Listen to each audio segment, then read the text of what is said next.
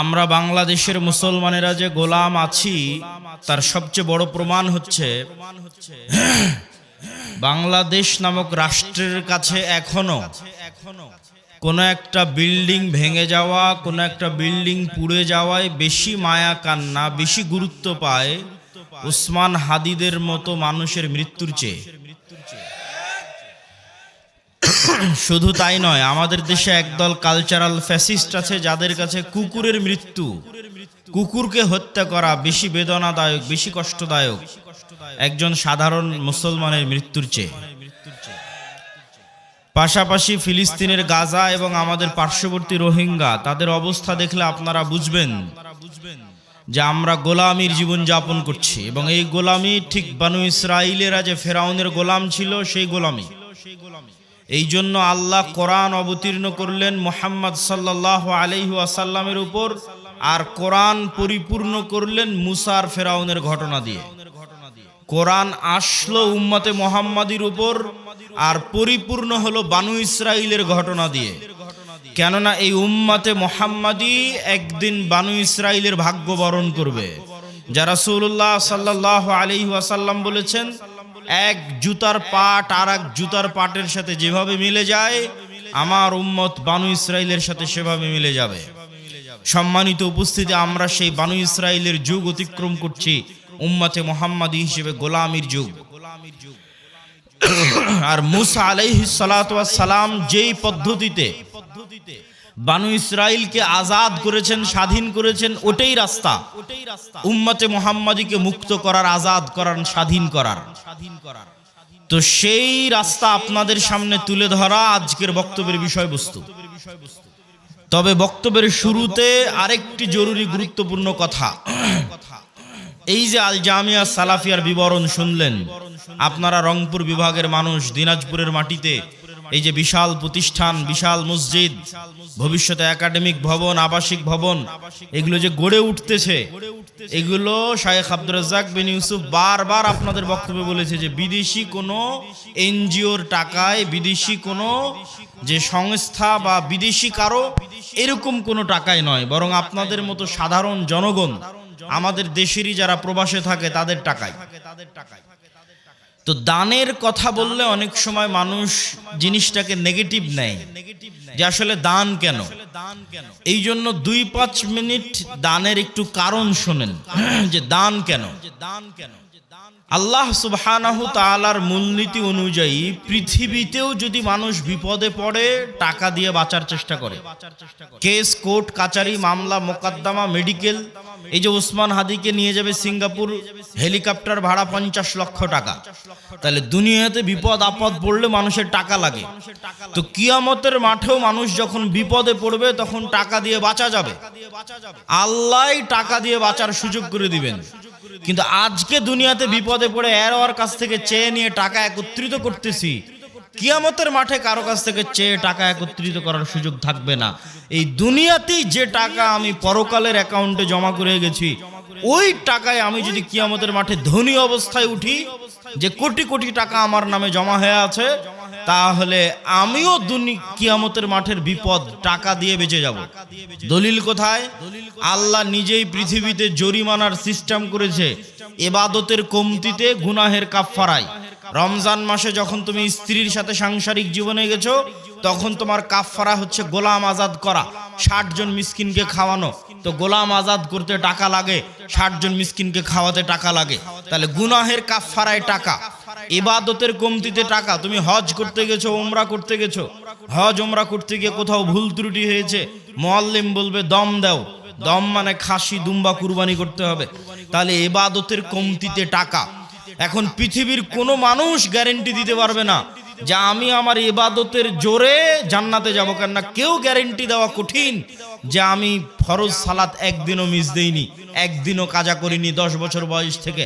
কেউ যদি গ্যারেন্টি দেয় হ্যাঁ আমি গত 30 বছর 40 বছর এক ওয়াক্ত কাজা করিনি, এটা গ্যারেন্টি দেওয়া কঠিন যে এই যে এক ওয়াক্ত আমি কাজা করিনি আর প্রত্যেক ওয়াক্ত সালাতের শুরু থেকে শেষ পর্যন্ত আমি শুধু আল্লাহকে স্মরণে রেখেছি, এটা গ্যারেন্টি দেওয়াও কঠিন। এই জন্য মানুষ ইবাদতের চ্যালেঞ্জে জান্নাতে যাওয়ার চ্যালেঞ্জ দিতে পারবে না। ঠিক গুনাহ থেকে মুক্ত থাকার গ্যারান্টি কেউ দিতে পারবে না। যে আমি নিষ্পাপ, আমি নিষ্কলুষ, আমি পাপ মুক্ত, এই গ্যারান্টি কেউ দিতে পারবে না। তাহলে জান্নাতের গ্যারান্টি কোথায়? জান্নাতের গ্যারান্টি দুধের রাস্তায়। ইন্নাল্লাহা আশতারা মিনাল মুমিনিনা আনফুসাহুম ওয়া আমওয়ালাহুম বিআন্না লাহুমুল জান্নাহ। মানুষ যদি তার পৃথিবীর সবচেয়ে দামি সম্পদ, তার জীবন, তার নফস, তার রূহ আল্লাহর রাস্তায় জীবন দিয়ে শহীদ হয়ে যায়, তাহলে ওই শহীদের রক্তের ফোঁটা মাটিতে পড়ার আগেই তার যত ইবাদতের কমতি আছে আর তার যত গুনাহের কাফারা আছে সব মাফ হয়ে যায়। বলেন আল্লাহু আকবার। তাহলে নিশ্চিত জান্নাতের গ্যারান্টি হচ্ছে জীবন দিয়ে শহীদ হওয়া। দুই, নিশ্চিত জান্নাতের গ্যারান্টি হচ্ছে টাকা দিয়ে জান্নাত কিনে নেওয়া। ইবাদতের কমতিও পূরণ হবে টাকা দিয়ে, গুনাহের কাফারাও হবে টাকা দিয়ে। তবে নতুন করে টাকা বানানো যাবে না, এখন দিয়ে রাখতে হবে, তাহলে ওইটা হবে। তবে আল্লাহর সাথে এই ব্যবসা, আল্লাহর সাথে এই বিজনেস ডিল লাভজনক। কি লাভজনক আল্লাহর সাথে এই ব্যবসায় বিজনেস ডিল? কেন লাভজনক? আল্লাহর সাথে এই বিজনেস শতভাগ লাভজনক। আপনি গুলশানে জমি কিনেন, ঢাকায় জমি কিনেন, রংপুর বিভাগে জমি কিনেন, এই যে জমি কিনবেন, আপনি টাকা দিলেন, জমি নিলেন, তাই এখন যে আপনি দান করছেন এই টাকা কি আল্লাহর কাছে যাচ্ছে? কথা বলেন না যে আল্লাহর কাছে যাচ্ছে? যায় না তো। এই টাকা দিয়ে যদি একটা ফ্যান কিনা হয় তাহলে ওই ফ্যানের বাতাস আপনিই খাবেন। এই টাকা দিয়ে যদি বিল্ডিং হয় ওই বিল্ডিং আপনার ছেলেই পড়বে। এই টাকা দিয়ে যদি গরু জবাই হয় ওই গরুর গোশত আপনিই খাবেন। তাহলে মাঝখান থেকে ফাও ফাও ফিরি ফিরি আপনি জান্নাত পেয়ে যাচ্ছেন। বলেন আল্লাহু আকবার। এই জন্য এর চেয়ে লাভজনক ব্যবসা আর নাই যে টাকা দিয়ে জান্নাত কিনবো আবার টাকাটা আমি ব্যবহার করবো। টাকা দিয়ে জান্নাত কিনবো আবার টাকা আমি ব্যবহার করবো। মসজিদে আমি সালাত আদায় করবো, মাদ্রাসায় আমার ছেলে মেয়েই পড়বে, ফ্যান এসির বাতাস আমিই খাবো, যদি নিজে কুরবানি দিই কুরবানির গোশত আমি খাবো। শুধু ফাও ফাও ফিরি ফিরি আল্লাহ জান্নাত দিয়ে দিলেন। এই জন্য টাকা মোস্ট পাওয়ারফুল। এই জন্য ধনী অবস্থায় কিয়ামতের মাঠে উঠতে হবে, এটার চেষ্টা করতে হবে। কেন কিয়ামতের মাঠে বিপদে পড়লে কেউ বাঁচাতে পারবে না, আপনার টাকাই আপনাকে বাঁচাতে পারবে যদি দিয়ে গিয়ে থাকেন, যদি দুনিয়াতে থাকা অবস্থায় দিয়ে গিয়ে থাকেন। এটার সাহায্য নিয়ে আপনি কিয়ামতের মাঠে বাঁচতে পারবেন। সকল পাওনাদারের পাওনা পূরণ করতে পারবেন। কাকের নামে গীবত করেছেন, কার নামে অপবাদ দিয়েছেন, কার বিরুদ্ধে কিছু বলেছিলেন, কোথায় স্ত্রীর হক ভালো মতো দেননি, বাপ মায়ের সাথে ভালো ব্যবহার করেননি, কার মনে কি কষ্ট আছে কে জানে, সব কিয়ামতের মাঠে উপস্থিত হবে। সব আদায় হতে থাকবে আপনার দেওয়া টাকা থেকে, আর আপনি ওই টাকার জোরে বেচে জান্নাতে চলে যাবেন। বলেন আল্লাহু আকবার। এই জন্য প্রত্যেক মানুষের প্রোডাক্টিভ হতে হবে, ধনী হতে হবে, আল্লাহর রাস্তায় দান করতে হবে, ওসমান ইবনে আফফানের মতো হালাল উপায়ে। সম্মানিত উপস্থিতি, তো বক্তব্যের এই অংশ থেকে আমরা ধীরে ধীরে আগাই যে গোলামি থেকে মুক্তির জন্য অর্থনৈতিক মুক্তি বড় জরুরি। আজকে আমাদের আলোচনার বিষয়বস্তু গোলামি থেকে মুক্তির রাস্তা কি। তো দানের সাথে কানেক্টেড করে বক্তব্য সামনের দিকে আগাই। গোলামি থেকে মুক্তির জন্য অর্থনৈতিক দাসত্ব থেকে মুক্তি জরুরি। আল্লাহর নবী যখন মক্কা থেকে হিজরত করে মদিনায় গেলেন তখন মদিনার সকল অর্থনৈতিক সক্ষমতার মূল কেন্দ্রে ছিল ইহুদিরা, সকল টাকা পয়সার মালিক ছিল ইহুদিরা। আল্লাহর নবী দেখলেন যে এই গরিব ফকির মিসকিন মুসলমানেরা যদি থেকে যায় আর টাকার মূল কন্ট্রোল যদি ইহুদিদের কাছে থাকে, এই মদিনার রাষ্ট্রীয় ক্ষমতা আমার অর্জন করা কঠিন হবে, অত সহজ হবে না। এই জন্য ইহুদিদের হাত থেকে অর্থনৈতিক কন্ট্রোল মুসলমানদের হাতে নিতে হবে। আল্লাহর নবী মক্কার মুশরিকরা, মক্কার কুরাইশরা ছিল আগে থেকেই ব্যবসায়ী। লিইলাফি কুরাইশ ইলাফিহিম রিহলাতাশ শিতা ওয়াস সাইফ। এই মক্কার কুরাইশরা আগে থেকেই ব্যবসায়ী ছিল। আল্লাহর নবী মদিনার আনসারদের বললেন, শোনো, তোমরা কৃষি কাজ করো, তোমরা ব্যবসা জানো না। এই যে মক্কা থেকে হিজরত করে যারা এসেছে এদেরকে তোমার সম্পদ অর্ধেক দিয়ে দাও, তোমার কৃষি জমি অর্ধেক দিয়ে দাও। এরা ব্যবসা বুঝে, এরা ব্যবসা করে মদিনার অর্থনৈতিক কন্ট্রোল নিজের হাতে নেবে। আনসার সাহাবীরা এই ওয়ালার ভিত্তিতে অর্ধেক অর্ধেক সম্পত্তি মুহাজিরদের দিয়ে দিলেন। খালি হাতে আসা ওসমান, খালি হাতে আসা আব্দুর রহমান বিন আউফ, খালি হাতে আসা জুবাইর ইবনুল আওয়াম, এরা 5 বছর 10 বছরের মধ্যে মাল্টি মিলিয়নার কোটি কোটি টাকার মালিক হয়ে গেল। আল্লাহর নবীর হাতে মদিনার অর্থনৈতিক কন্ট্রোল ফেরত আসতে লাগলো। মসজিদে নববীর সামনের কুয়ার মালিক ইহুদি। যদি মুসলমান ওই কুয়ায় পানি খেতে চায় ইহুদির কাছে নত হয়ে অনুমতি নিয়ে পানি খেতে হবে। এটাই দাসত্ব। অর্থনৈতিক মুক্তি লাগবে দাসত্ব থেকে মুক্তির জন্য। আল্লাহর নবী বললেন, কে কিনে দিবে এই কুয়া? মুসলমানদের কুয়া লাগবে, ইহুদির কাছে নত হয়ে কুয়ার পানি চাওয়া যাবে না, যে কুয়া কিনে দিবে তার জন্য জান্নাত। ওসমান বিন আফফান বললেন না, আমি কুয়া কিনে দেব। বলেন আল্লাহু আকবার। তাহলে অর্থনৈতিক মুক্তি লাগবে। মুসলমানেরা যেন অর্থনৈতিক মুক্তি না পায়, দাসত্বের জিঞ্জিরে যেন আবদ্ধ থাকে, এই জন্য ইহুদিদের তৈরি করা, পাশ্চাত্যের তৈরি করা সবচেয়ে বড় অস্ত্রের নাম হচ্ছে সুদ। সবচেয়ে বড় অস্ত্রের নাম সুদ।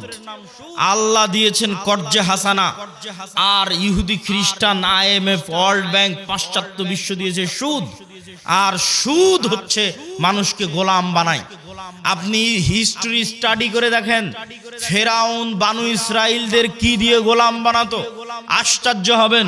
ফেরাউন বানু ইসরাইলদের যেই যেই পদ্ধতি দিয়ে গোলাম বানাতো, তার একটা পদ্ধতি সুদি লেনদেন, সুদের কর্জ। আর সুদের কর্জের মিনিস্টার ছিল কারুন। এই জন্য আপনারা কারুনের নাম শুনেছেন। ফেরাউনের একটা বড় মন্ত্রীর নাম হচ্ছে কারুন, যার কাছ থেকে সুদের অর্থ লেনদেন করতো বানু ইসরাইলেরা। সব সুদের ঋণী ছিল, এই জন্য সব গোলাম ছিল। তাহলে বানু ইসরাইলকে গোলাম বানানোর একটা স্ট্র্যাটেজি ছিল সুদ। আজকের মুসলিম উম্মাহকে গোলাম বানানোর একটা স্ট্র্যাটেজি হচ্ছে সুদ। পুরো দেশ গোলাম সুদের ঋণের কারণে। পুরো একটা মুসলমানদের বলে পারমাণবিক শক্তির অধিকারী পাকিস্তান, এই পুরো একটা রাষ্ট্র গোলাম শুধু এই সুদের ঋণের কারণে। ওই যে বাপ দাদার কাছ থেকে, প্রভুর কাছ থেকে সুদ নিয়ে রেখেছে, ওদের পারমিশন ছাড়া ওই পারমাণবিক অস্ত্রে চাপও দিতে পারবে না। ফাও, কোনো কাজ নাই। তাহলে মুক্তির জন্য অর্থনৈতিক মুক্তি খুবই জরুরি। আর এই অর্থনৈতিক মুক্তির জন্য সুদের আযাব থেকে মুক্তি জরুরি। সুদ কেন গোলাম বানায়? রাসূলুল্লাহ সাল্লাল্লাহু আলাইহি ওয়াসাল্লাম তার বহু দোয়ায় বলেছেন, আল্লাহুম্মা ইন্নী আউযুকা মিনাল মা'সামি ওয়াল মাগরাম। হে আল্লাহ, গুনাহ থেকে বাঁচতে চাই, ঋণ থেকে বাঁচতে চাই। আল্লাহর নবী বহু দোয়ায় বলেছেন, হে আল্লাহ, যালঈদ দাইনি ওয়া গালাবাতির রিজাল, ঋণের বোঝা থেকে বাঁচতে চাই, মানুষের আধিপত্য থেকে বাঁচতে চাই। আল্লাহর নবীকে সাহাবীরা জিজ্ঞেস করলেন, হে আল্লাহর নবী, কেন আপনি ঋণের বোঝা থেকে বাঁচার জন্য এত দোয়া করেন? রাসূল সাল্লাল্লাহু আলাইহি ওয়াসাল্লাম বললেন, মানুষ যখন ঋণ নেওয়া শুরু করে তখন মানুষ মিথ্যা বলা শুরু করে, আর যখন মিথ্যা বলা শুরু করে তখন সে আর নেতা হতে পারে না, সে গোলাম। তাহলে আমাদের মা বোন যতজন কিস্তিতে লোন নিয়ে রেখেছে, এরা সবাই মিথ্যার প্র্যাকটিস করে। ওই কিস্তি মিস দেওয়ার জন্য, মাফ করার জন্য, আর সন্তানকে পর্যন্ত মিথ্যা বলায়। তাহলে পুরো একটা কম যখন মিথ্যুক অবস্থায় গড়ে উঠতেছে, সুদের জন্য মিথ্যার প্র্যাকটিস করতেছে, এরা গোলাম, এরা জীবনে কোনোদিন নেতা হতে পারবে না। তাহলে নেতা হতে হলে সুদি লোন থেকে বাঁচতে হবে, কর্জ থেকে বাঁচতে হবে, যেন মিথ্যা না বলা লাগে। মিথ্যা বলা থেকে বাঁচতে হবে, না হলে নেতা হতে পারবেন না। এই পয়েন্ট থেকেই, এই যে মিথ্যা বলা থেকে বাঁচা, এটার থেকে 2 নম্বর পয়েন্টে চলে যাই, যে গোলামির পথ থেকে, গোলামির জিঞ্জির থেকে বাঁচার দ্বিতীয় রাস্তা হচ্ছে সত্যবাদিতা, ন্যায় পরায়ণতা। আমি গত 2 বছর এই বক্তব্য দিয়েছি, কিন্তু মানুষকে উদাহরণ দিতে পারিনি যে সত্যবাদিতা, ন্যায় পরায়ণতা মানে উদাহরণ কি। এখন অন্তত বক্তব্যে উদাহরণ দিতে পারবো যে শরীফ ওসমান হাদি হচ্ছে সত্যবাদিতা, ন্যায় পরায়ণতার একটা অন্তত প্রতীক, যে জুলাই আগস্টের পর সব মানুষ নিজ নিজ দলের হয়ে গেল। আর যখনই আপনি কোনো দল করবেন, ওই দলের স্বার্থের বাইরে গিয়ে আপনার মুখ খুলবে না, জিহ্বা আটকা, বন্ধ। আর যখনই আপনি গণতন্ত্রের রাজনীতির মধ্যে থাকবেন, তখন মিথ্যা আপনার রক্তের মধ্যে মিশে যাবে। কেন গণতন্ত্রের রাজনীতি এত নিকৃষ্ট, এত জঘন্য, যেখানে এক দল তো আর এক দলের বিরুদ্ধে বলবে, একই আসনে মনোনয়ন প্রার্থী একজন আর একজনের নামে মিথ্যা বলবে। তাহলে ওই যে মিথ্যার কালচারের মধ্যে লিয়াজু, লবিং, আসন ভাগাভাগি, উমুককে নয় আমাকে দাও, এই পুরো কালচারটার মধ্যে ঢুকে আছে টাকার লেনদেন, 2 নাম্বারি, ধোঁকা, লবিং, লিয়াজু, এই পুরো কালচারটার মধ্যে ঢুকে আছে মিথ্যা, ধোঁকা, দুর্নীতি। তাহলে এই একটা কালচারের মধ্যে দিয়ে যে বড় হবে, এই এমপি, এই মন্ত্রী, এই মিনিস্টার যদি প্রাইম মিনিস্টারও হয়, আপনাদের কাছে সে নেতা হতে পারে। আল্লাহর গায়েবের মূলনীতি অনুযায়ী ও গোলামের ঘরের গোলাম। তাহলে যত এমপি এই মিথ্যা, এই দুর্নীতির সাথে জড়িত, সে যদি প্রাইম মিনিস্টারও হয়, সে নেতা না গোলাম? একটু জোরে বলেন, নেতা না গোলাম? গোলাম। এটাই আল্লাহর মূলনীতি। এই মূলনীতির উপরেই আল্লাহ সুবহানাহু ওয়া তাআলা পৃথিবী প্রতিষ্ঠিত করেছেন। নেতা কখন? যখন সত্যবাদিতা, ন্যায় পরায়ণতার উপর দাঁড়িয়ে আছে। তাহলে ওসমান হাদি একমাত্র ব্যক্তি ছিল যে দলের লেজুর বৃত্তি না করে, দলের লিয়াজু লবিং এর মধ্যে না গিয়ে, আসন ভাগাভাগির মিথ্যা দুর্গন্ধযুক্ত নিকৃষ্ট কালচারের মধ্যে না গিয়ে যেটা সত্য ওইটাই মানুষের মুখের উপর স্ট্রেট ফরওয়ার্ড বলে দিত।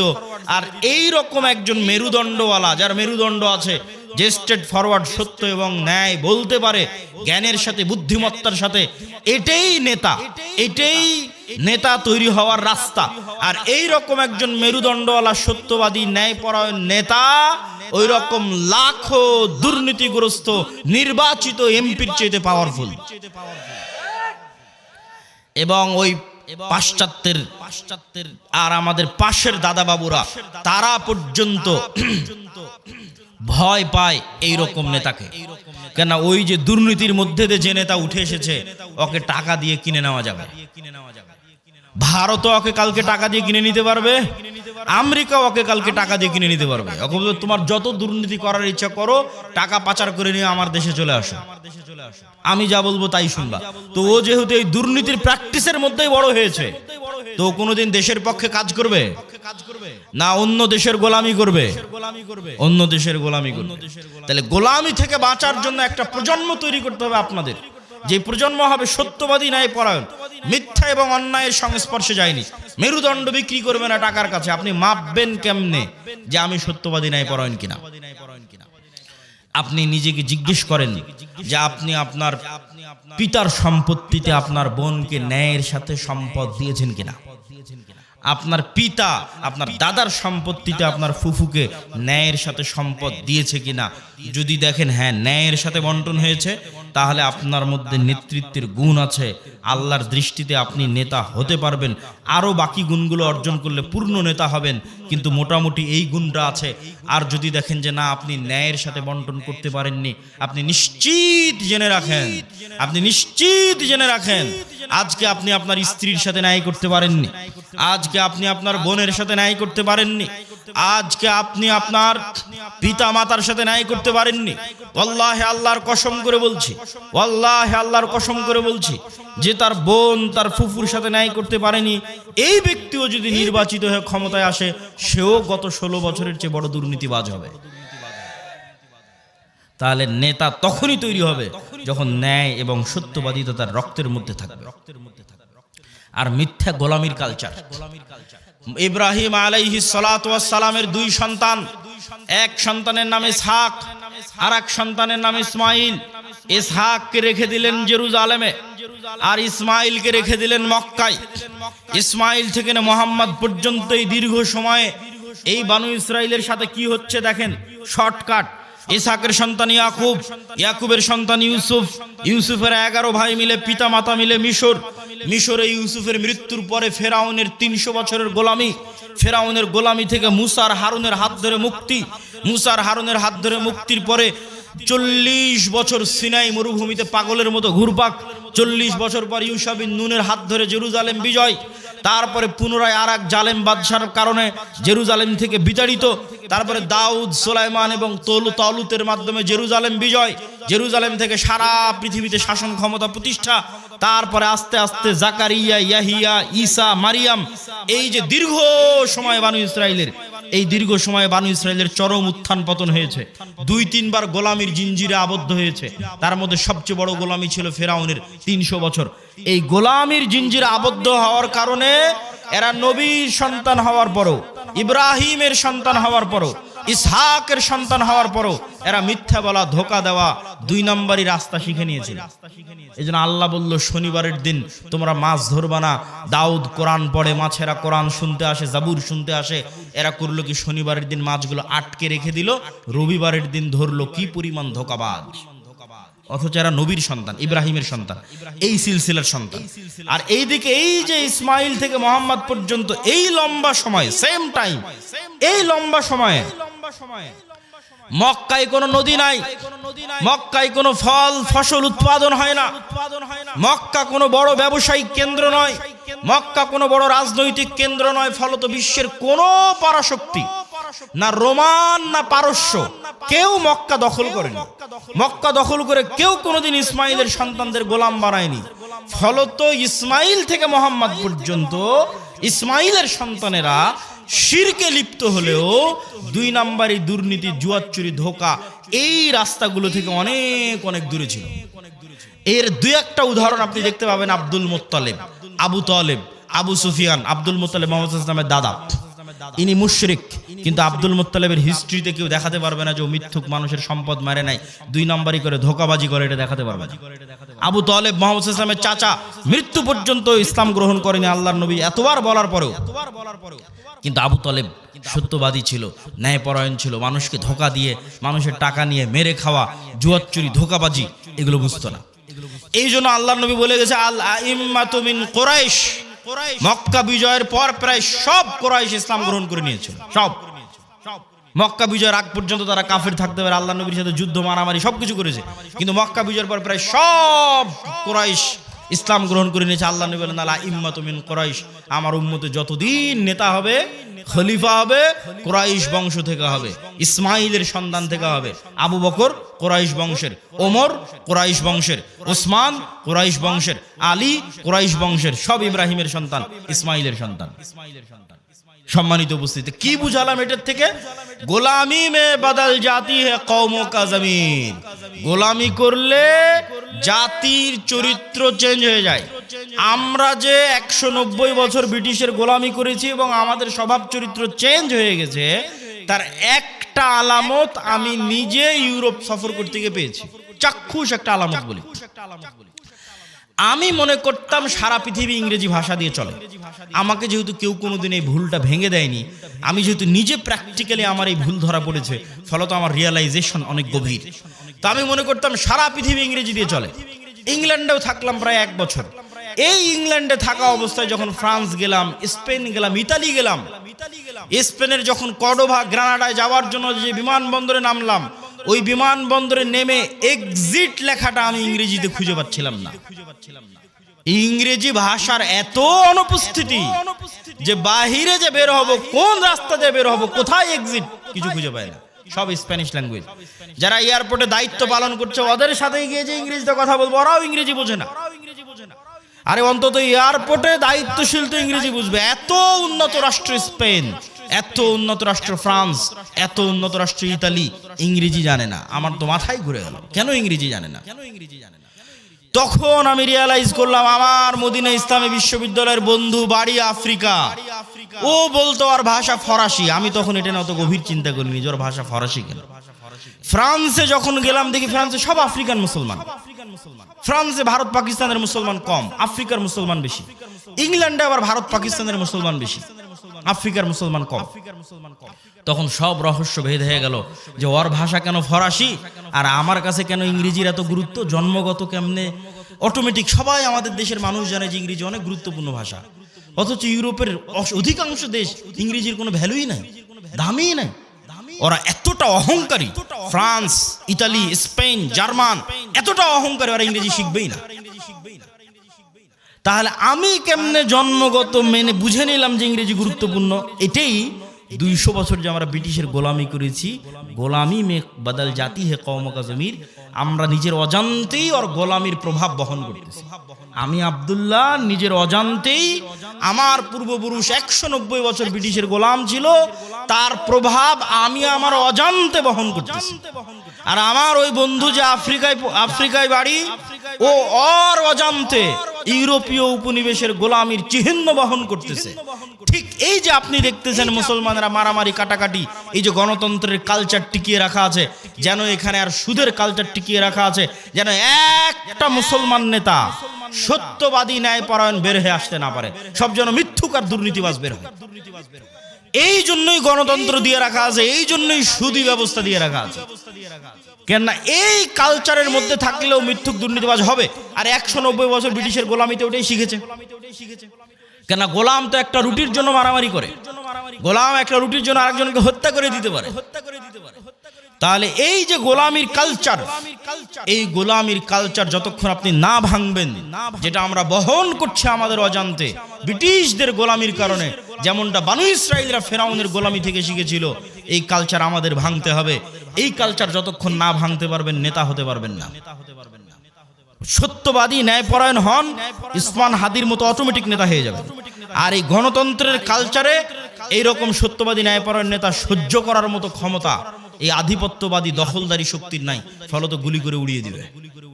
সম্মানিত উপস্থিতি, পয়েন্ট নাম্বার 3, আমাদের 1 নাম্বার পয়েন্ট ছিল অর্থনৈতিক মুক্তি লাগবে গোলামি থেকে মুক্তির জন্য। 2 নাম্বার পয়েন্ট ছিল সত্যবাদী ন্যায়পরায়ণ হতে হবে। পয়েন্ট নাম্বার 3, ঈমান বিল গায়েব এবং গায়েবী মদদ। একটা মূলনীতি আজকে এখান থেকে মুখস্থ করে যান, আল্লাহর আসমানি সাহায্য ছাড়া